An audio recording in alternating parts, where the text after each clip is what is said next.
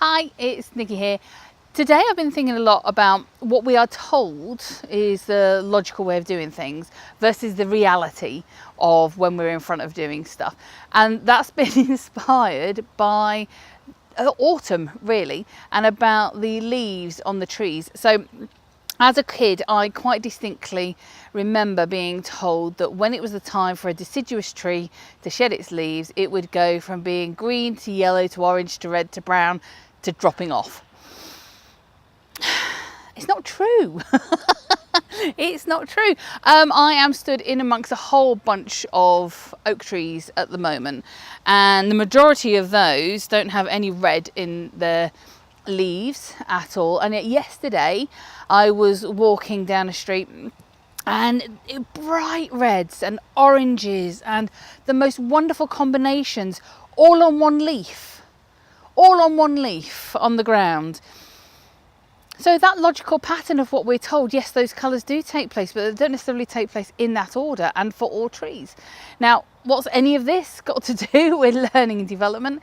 It's got to do with learning that something is done in a set way, particularly when you're taking a qualification, a training qualification, and you're told to design in a set way. Well, that's good as foundation knowledge, but in reality, it doesn't necessarily work. You have to work with the tree that you have, with the audience that you've got, with the company that you've got, with the outcomes that you actually need. And you have to work out from there, well, what are the colour patterns that we think we're actually going to need?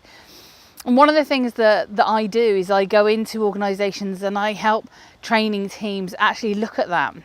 Is not just look at the standard, here's how we design, here's how we deliver. And I observe and give feedback and mentor when required.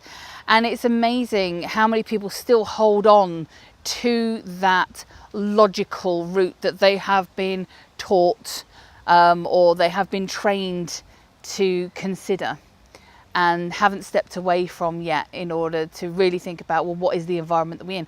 Are you with oak trees? Are you with ash trees? Are you with other trees that I can't think of right now that have bunches of reds and yellows and oranges and stuff in it?